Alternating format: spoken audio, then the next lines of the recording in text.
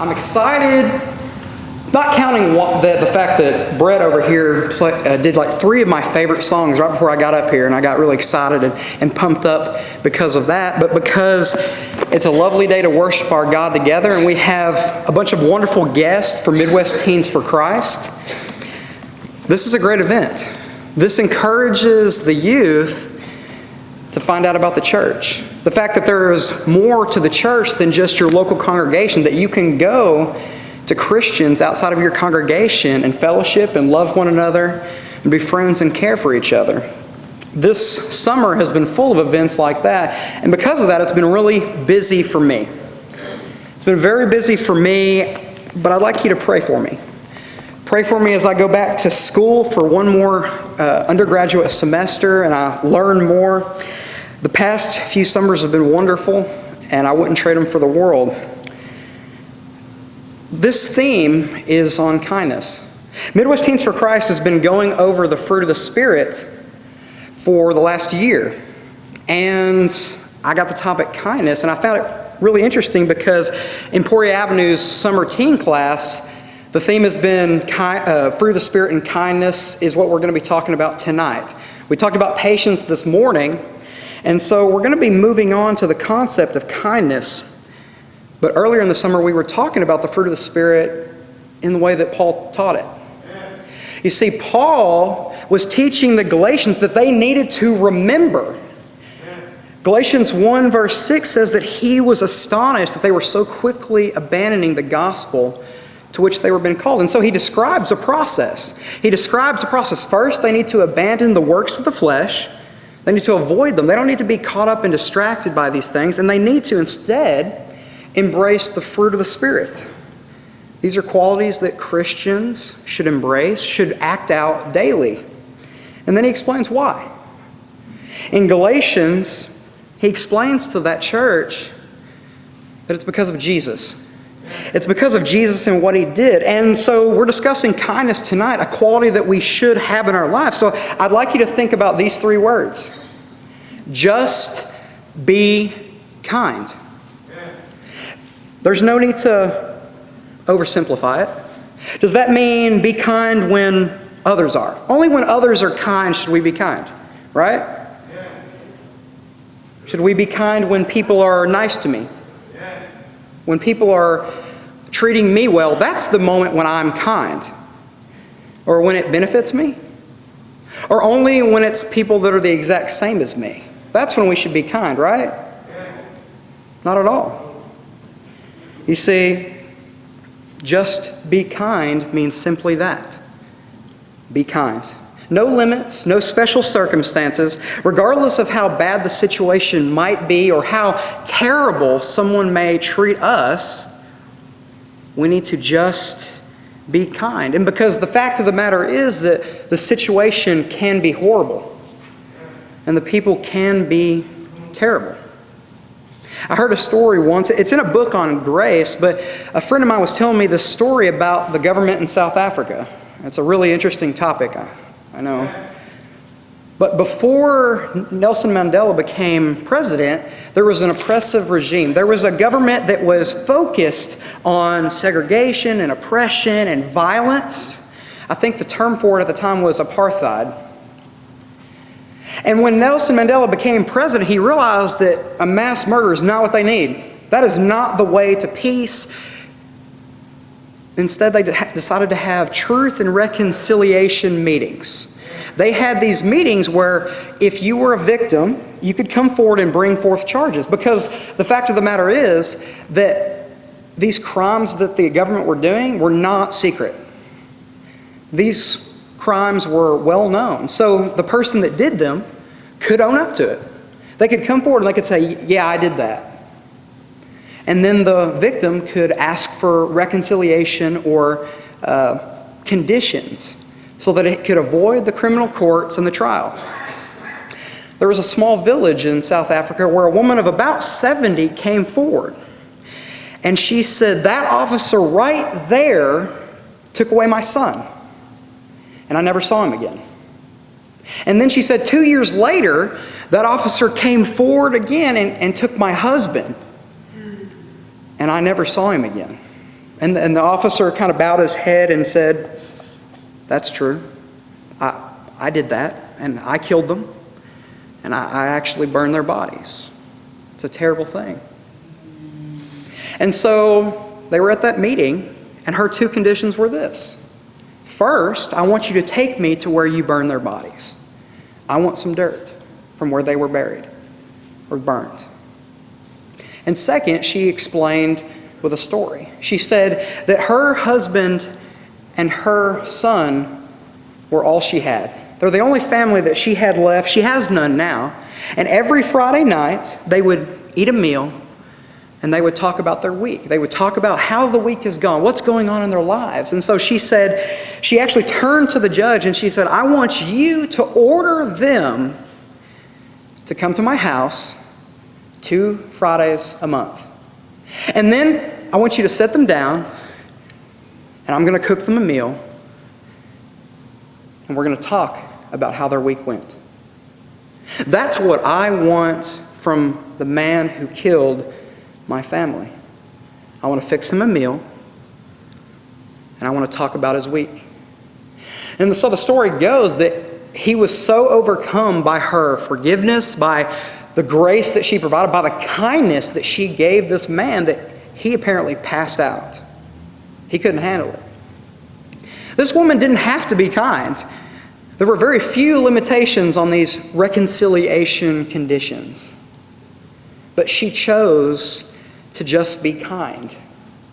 Even when it seemed like it was impossible. Even when it seems like there's no way that you could show kindness. There's a man by the name of David who showed that kind of kindness as well. The kindness that it seems like it might be impossible. And when we're thinking about this fruit of the Spirit, kindness, we want to embrace kindness in all circumstances. So turn over to 2 Samuel chapter 9. As we think about the idea of just being kind, look at the Israelite King David. And look at his opportunity to be kind even when it seemed like he didn't have to. In 2 Samuel chapter 9, David finally has the opportunity to show kindness. You see, he has defeated so many enemies by this point. This is not the shepherd boy David. David is a king now who's defeated many enemies.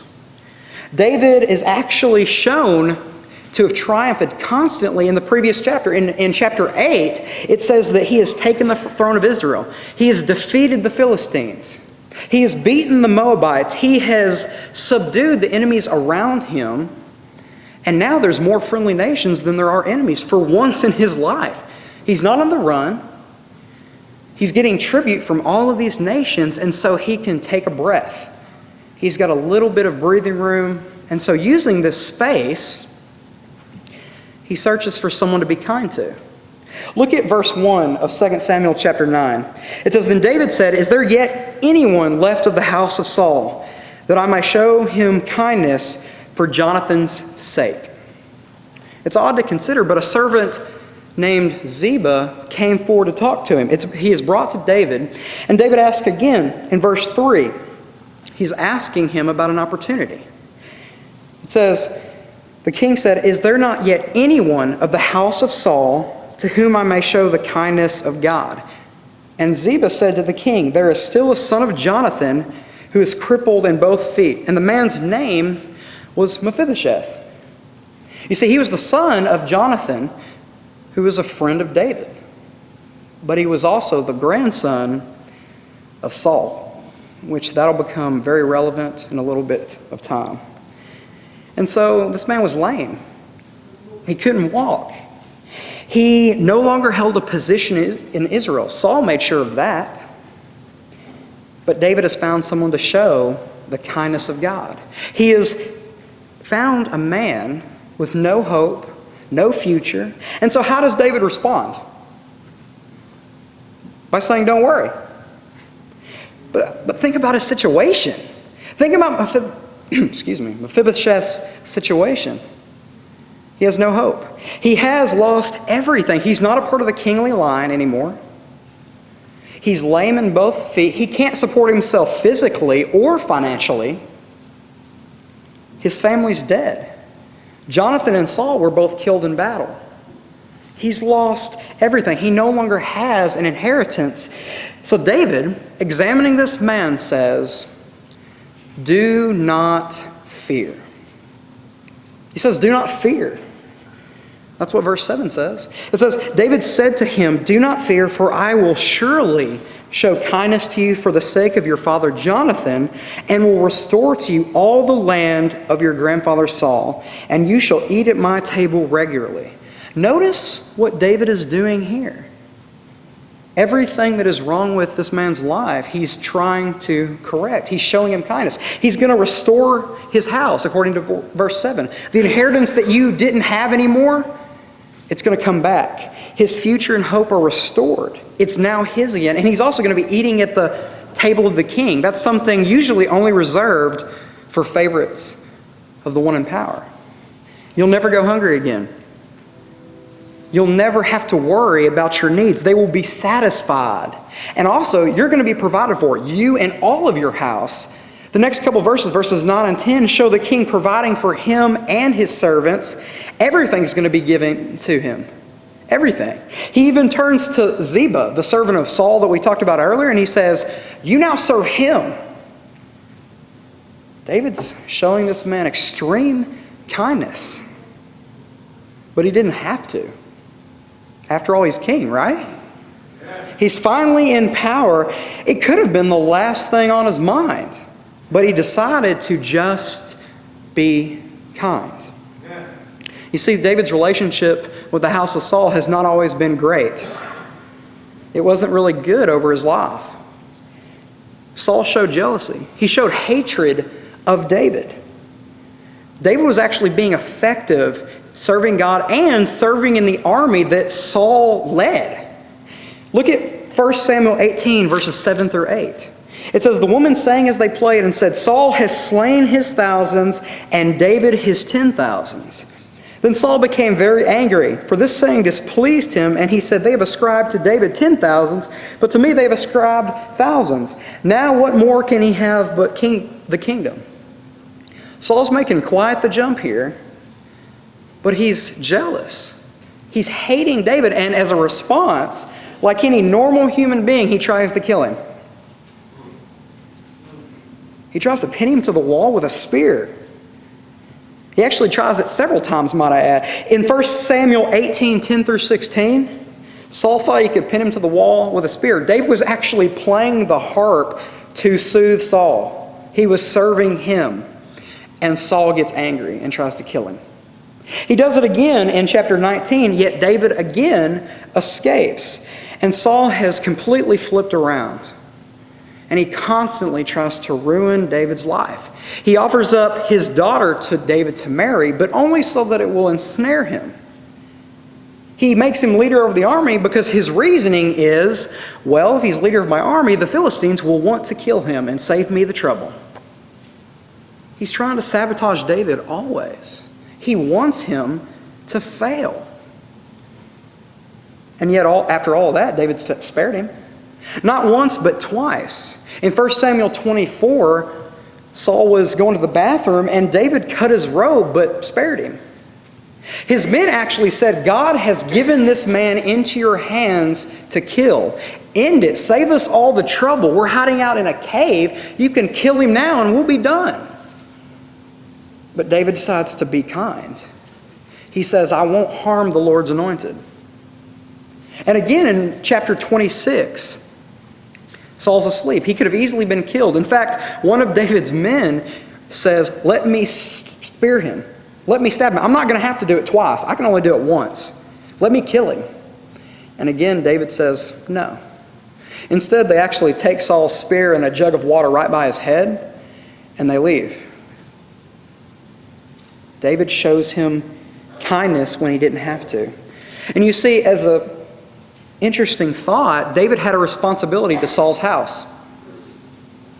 He promised his friend Jonathan, Saul's son, in 1 Samuel 20, verses 42, it says, Jonathan said to David, go in safety, inasmuch as we have sworn to each other in the name of the Lord, saying, the Lord will be between me and you, and between my descendants and your descendants forever.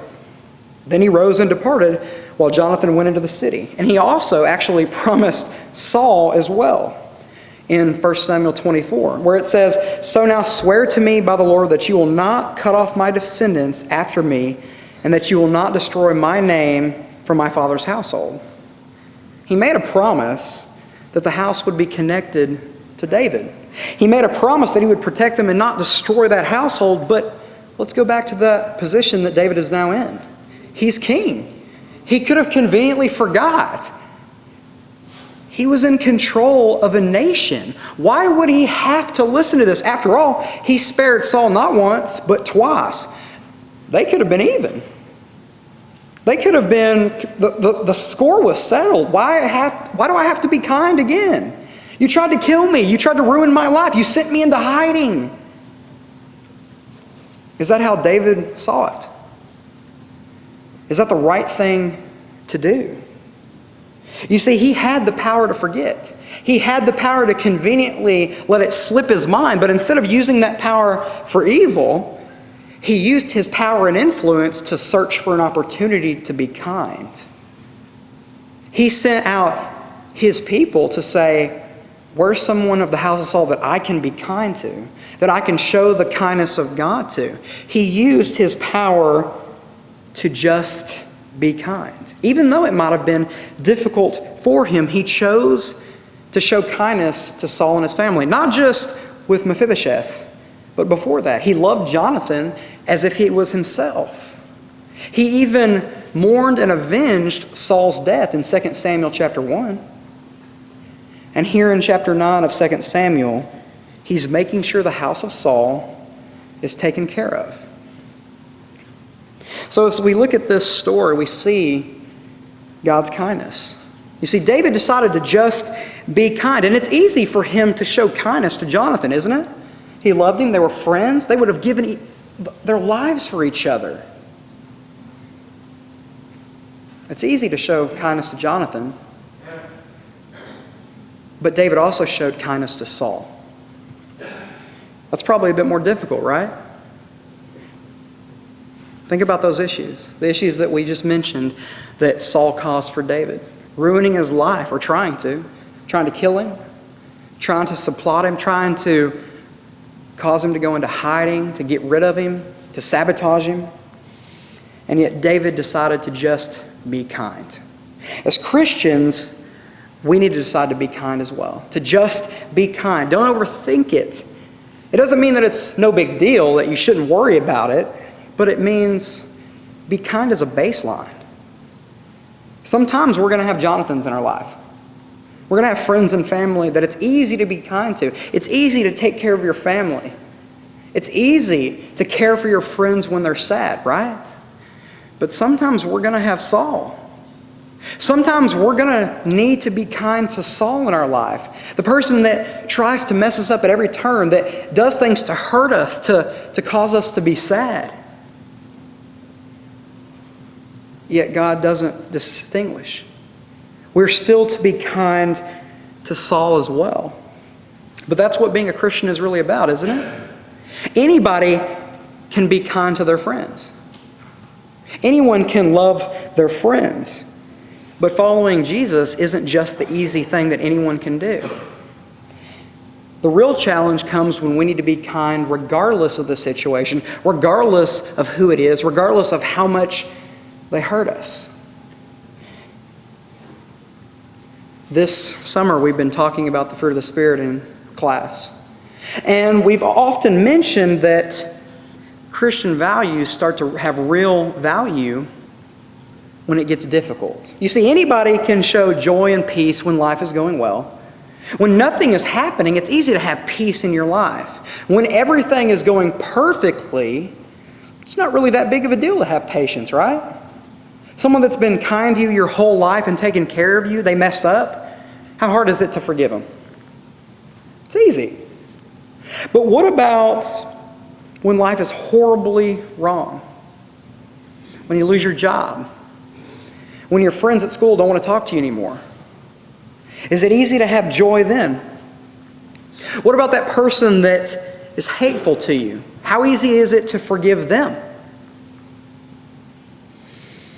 What about a Saul in your life? How easy is it to show kindness to Saul? You see, true Christianity begins when life gets tough. You see, even evil people can be nice and kind to their friends, but the real challenge comes when things get tough. Can you be kind to people like Saul? Can you show kindness even when it seems impossible? Even when you don't have to be kind? We need to embrace that. We need to embrace these fruit of the Spirit like love and joy and peace and patience and kindness. But why? Why does it matter that we should be kind to all? That's an easy one. Well, because of God, right? Because of God. Remember whose kindness David was showing in verse 3 in 2 Samuel chapter 9? Remember the kindness that he wanted to show people? He wanted to show the kindness of God. He sought out a hopeless man to give grace and mercy to. He looked for a man where there was no hope, and he wanted to take care of him. And you know what he said? He said, "Do not fear." He said, "Do not fear." And guess what? God has done the same thing for us.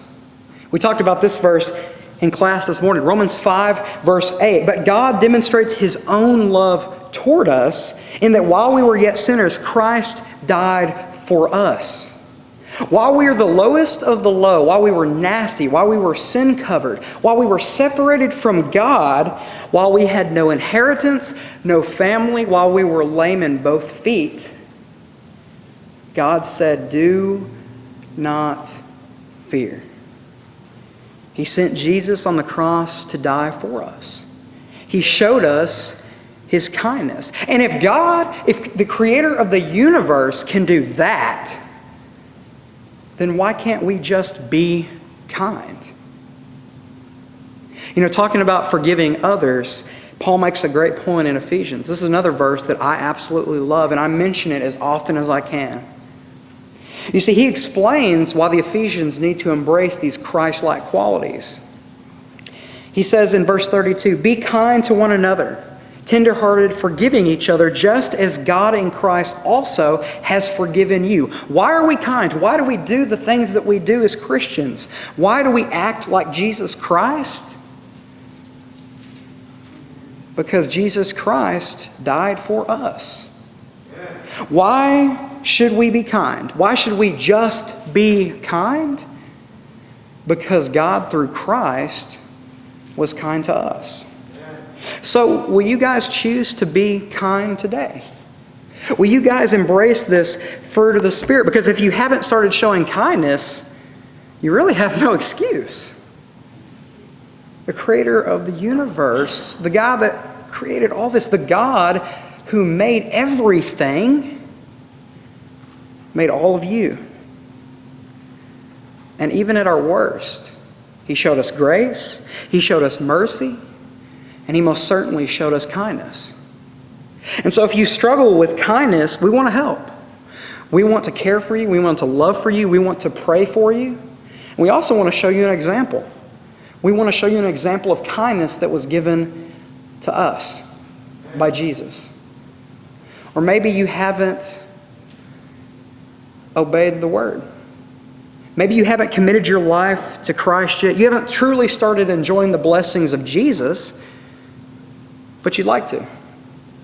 There's no better time than now to embrace a life of kindness, to accept what God has done for us through baptism and embrace a lifestyle which shows Him. We can share this grace, we can share this mercy, and we can start just being kind. It starts with a choice, and it starts right now. If you have a need, any need at all, whether you struggle, you need prayers, or if you need to commit your life to Christ and start living your life with these Christian qualities, these fruit of the Spirit, we'd like to help you as we stand and as we sing.